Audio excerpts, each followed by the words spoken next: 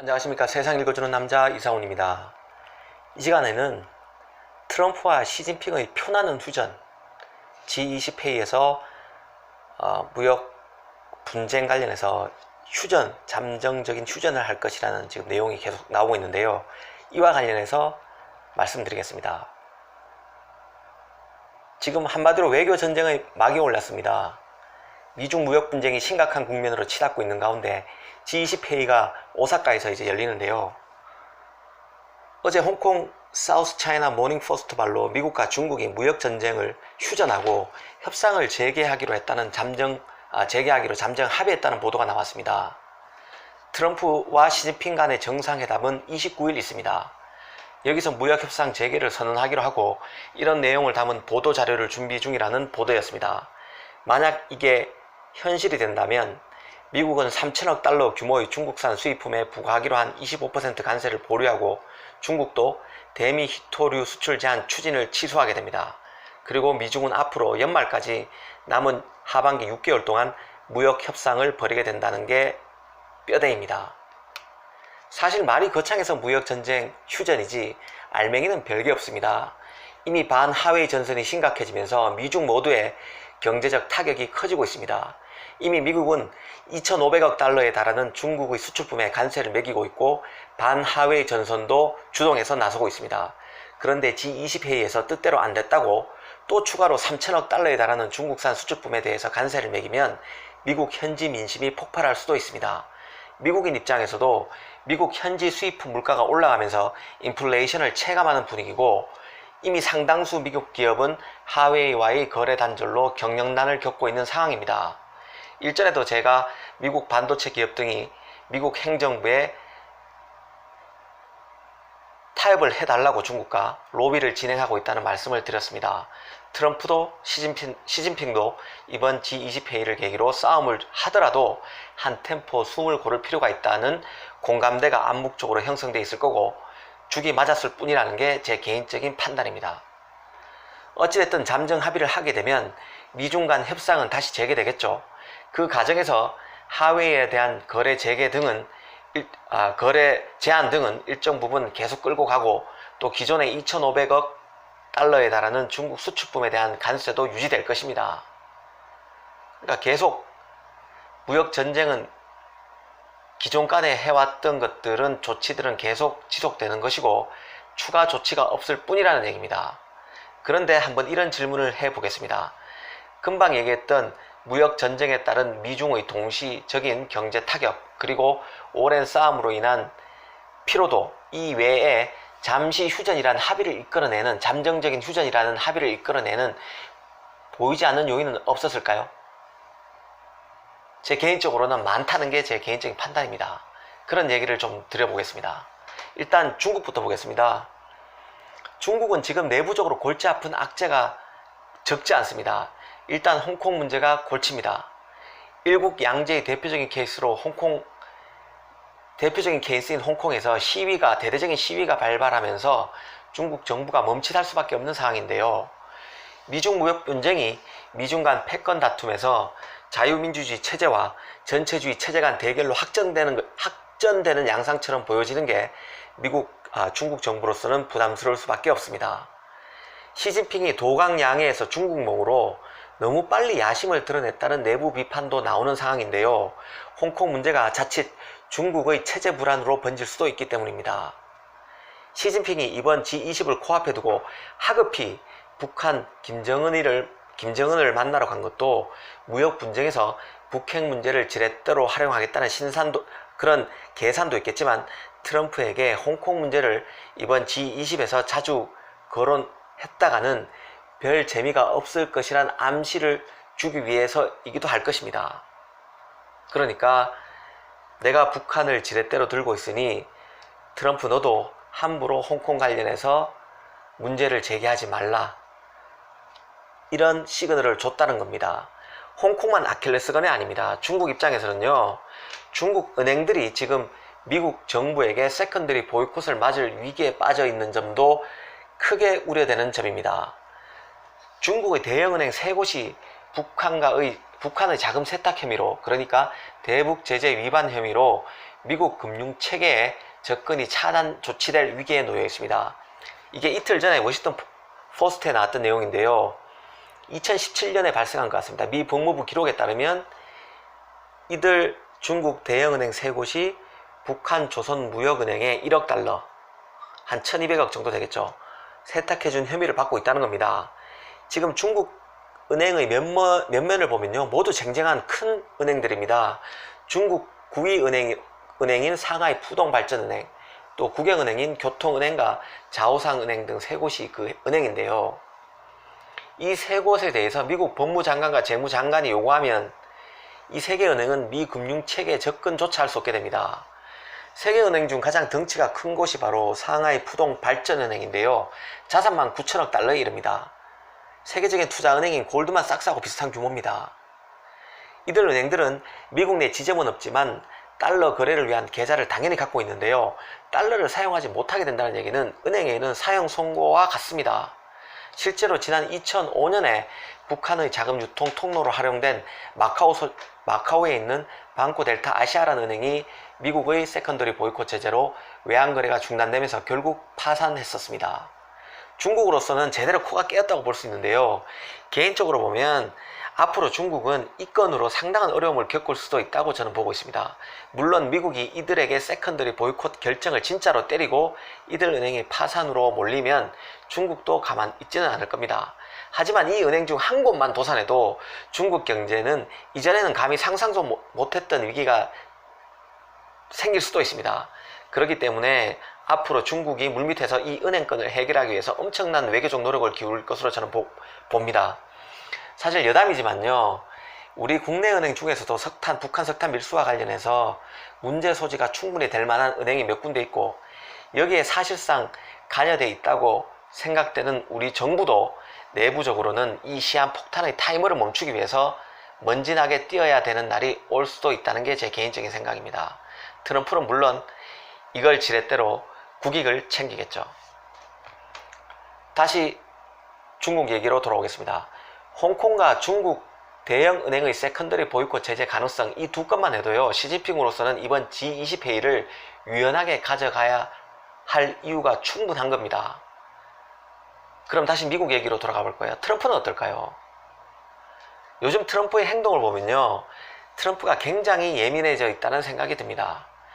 얼마 전 일본에게는 미일 안보조약 파기 가능성에 대해서 운을 띄웠고, 그래서 일본 열도가 발칵 뒤집어졌죠. 또 최근 어제는요, 베트남에게까지 최악의 착취자라며 시비를 걸었습니다. 아메리칸 퍼스트를 주창하는 트럼프가 언제는 안 그랬느냐 라고 볼 수도 있겠지만 저는 그렇게 보지 않습니다. 이런 발언들은요, 국익을 챙기기 위한 조치이기도 하지만 미국 내 무역 협상에 대한 반대 여론이 지금 미국에서 계속 일고 있기 때문에 또 한 번 트럼프가 다른 나라들한테 시비를 걸어서 자국 내 반대 여론도 분산시키고 자신이 이렇게 국익을 위해서 뛰고 있다는 것을 보여주기 위해서 쇼를 했다고 저는 보고 있습니다. 일단 일본에게 했다는 미일 안보조약 파기를 꼼꼼히 들여다볼까요? 이건 사실 말이 안 되는 웃긴 얘기입니다. 트럼프는 이렇게 얘기했습니다. 미국은 일본에 전쟁이 나면 와서 도와주도록 돼 있는데 일본은 미국에 전쟁이 나면 그렇지 않다. 더 정확히 얘기하면요, 소니 TV를 통해서 미국에 전쟁 난 것을 중계로 보기만 할 것이다. 도와주진 않고, 이렇게 말했습니다. 그러면서 이게 불평등 조약이라고 얘기를 했는데요. 하지만 생각해 보십시오. 일본은 세계대전 패전국입니다. 군대를 가질 수 없도록 되어 있습니다. 법적으로 군대를 가질 수 없습니다. 그래서 미국이 그런 조건 하에서 이런 조약을 맺었던 겁니다. 미국은 중국 견제를 위해서 일본의 군사기지를 마음대로 쓸 수 있습니다. 지금요. 이 조약에 의해서 그런 거죠. 그리고 실제로 미국에 누가 전쟁을 걸 수 있겠습니까? 중국이 미국에 전쟁을 걸까요? 말도 안 되는 얘기입니다. 트럼프의 얘기는 맥락을 따지면 말이 안 되는 얘기입니다. 하지만 논리로서는 가능하죠. 실제로, 그리고 미국은 미일 안보조약 파기를 바라지도 않습니다. 대륙 세력을 막기 위해서는, 중국, 러시아를 막기 위해서는 결국은 일본을 활용할 수밖에 없죠. 특히 한국과의 관계가 별로 안 좋은 상황에서는 일본의 의존도가 더 커질 수밖에 없습니다. 그런데도 왜 이런 얘기를 했을까요? 미일 안보조약 파기를 들고 나와서 경제적으로 다른 이득을 챙기겠다는 뜻이 있을 겁니다. 그리고 아베한테는 이런 시그널을 줬을 거라고 생각합니다. 내가 너를 좋아하긴 하지만 그렇다고 군기가 빠지면 안 돼. 이렇게 트럼프가 아베한테 얘기한 것이 아닐까요? 중국과의 무역전쟁으로 미국 피해도 커지고 있는 판국에 일본에 얘기해서 이런 거라도 챙겨야지, 일본에다가 미일 안보조약을 빌미로 경제적인 이권을 또 챙겨야지 미국 내 여론도 잠재울 수 있습니다. 반대 여론도. 중국과 싸움에 대한 피로도가 쌓이고 있는 미국인들한테 내가 이런 걸 하고 있다, 이런 걸 보여주는 거죠. 정말 트럼프는 성동격서 전략, 꼼수의 대가라는 생각이 듭니다. 일각에서는요, 미국이 일본의 무장을 허용하기 위해 결국 미일 안보조약 파기 수순으로 갈 수 있다고 말하는 이들이 있습니다. 물론 그렇게 될 수도 있습니다. 그러면 동북아는 하얗고가 될 겁니다. 일본은 물론 대만, 한국까지 군비 경쟁이 벌어지고 핵무장까지 해야 되는 상황으로 갈 가능성이 큽니다. 이런 일이 빚어질 수 있지만 이건 좀 멀리 길게 봤을 때 가능한 얘기입니다. 나중에 이 수순으로 가더라도 지금은 그 단계는 아니라는 게 제 생각입니다. 미국은 또 돌연 베트남을 비판하고 나섰는데요. 베트남이 대중 관세를 피하는 핵심 우회로로 활용되면서 트럼프 행정부의 대중 관세 효과가 크게 반감되고 있다는 겁니다.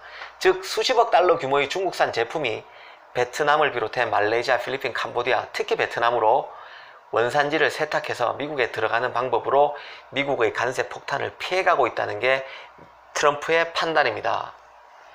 여기에 베트남이 중국의 대체 생산지로 떠오르면서 미중 무역 전쟁의 특수로 인한 미국과의 무역 불균형이 심화되는 점도 트럼프의 분노를 샀다는 분석입니다. 실제로 최근에 중국 기업까지 베트남으로 가고 있는 상황입니다. 또 당연히 중국에서 공장을 뒀던 중국 이외의 다른 나라 해외 기업들도 베트남으로 이동하기 위해서 짐을 챙기고 있는 상황이죠. 그러다 보니까 트럼프가 또 열을 받은 겁니다. 하지만 곰곰이 따져보십시오. 이게 베트남 책임입니까? 중국이 그렇게 하면서 발생한 겁니다. 중국 기업이 베트남으로 옮기는 것을 베트남한테 책임을 물을 수는 없죠. 그리고 다른 나라 기업들이 중국산에 관세가 매겨지니까 베트남을 선택지로 택하고 공장을 그쪽으로 옮긴다는 것에 대해서 베트남에게 책임을 물을 수는 없는 겁니다. 더구나 베트남은 과거 역사를 보십시오. 중국과 전쟁까지 한 나라입니다. 베트남 사람들의 반중 정서는요, 우리나라 반일 정서보다 더하면 더했지 덜하지 않습니다. 우리가 솔직히 입으로는 일본 싫다고 하지만 일본 여행을 제 집 드나들짓 하는 나라 아닙니까? 그런 베트남에게 대국이라는 미국이 시비를 건다? 이건 아니라는 생각입니다. 체급부터 다르지 않습니까? 멕시코 같은 경우야 미국이 바로 붙어 있어서 불법 이민, 마약 문제의 원인 제공자로서 손을 볼 수밖에 없지만 베트남은 경우가 다릅니다. 베트남이 트럼프의 새 타켓이 될 수 있다는 국내 언론들의 보도는 오보라는 게 제 개인적인 판단입니다. 트럼프가 그냥 한 소리 해봤습니다. 트럼프는 베트남처럼 작은 나라도 수 틀리면 손 볼 수 있으니 다들 조심하라고 전 세계에 신호를 준 겁니다. 그리고 미중 무역 분쟁의 피로도가 쌓이고 있는 미국인들에게도 내가 이렇게 노력하고 있다는 쇼맨십을 발휘한 거고요. 그처럼 트럼프도 긴장해서 날이 서 있고 머리가 복잡하다는 얘기도 되겠죠. 더구나 석유 수송로라는 이란의 호르무즈 해협의 긴장도 높아지고 있는 것도 트럼프로서는 골칫거리입니다. 이란과의 관계가 파국으로 가게 되면요, 중국과의 싸움에 집중하기 어렵게 되겠죠. 트럼프 입장에서는 죽을 맛이 될 수 있습니다. 여론도 싸늘해질 수 있겠죠. 숨고르기를 통해서 재정비를 해야 할 타이밍이란 얘기입니다. G20 회의가 그 계기가 될 수 있습니다. 트럼프로서는 북핵도 신경 써야 되는 요소인데요.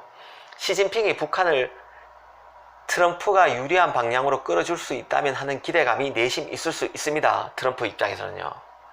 물론 트럼프는 공식적으로야 중국은 빠져, 너는 북핵의 당사자가 아니야 라고 이런 지하에 트럼프의 물밑 제안을 거부할 수는 있겠지만 트럼프는 솔깃할 수 있습니다. 만약 시진핑이 그런 제안을 한다면요. 그런 맥락에서 보면 이번 G20 회의에서는 미중이 전쟁을 하더라도 좀 쉬었다 하자는 식으로 절충을 볼 수도 있다는 생각입니다. 지금 돌아가는 모양새가 딱 그렇습니다. 요즘 미국 외신 보도를 보면요, 무역 협상이 결렬되면 글로벌 경제가 1,000조 원이 넘는 타격을 받는다는 등 이런 식의 보도가 쏟아지고 있습니다. 트럼프는 이런 보도도 의식할 수밖에 없을 겁니다. 물론 트럼프가 변덕이 죽을 듯 하는 캐릭터고 시진핑도 야망이 하늘을 찌르는 권력가라는 점은 변수입니다. 판이 막판에 또 깨질 수 있다는 얘기겠죠.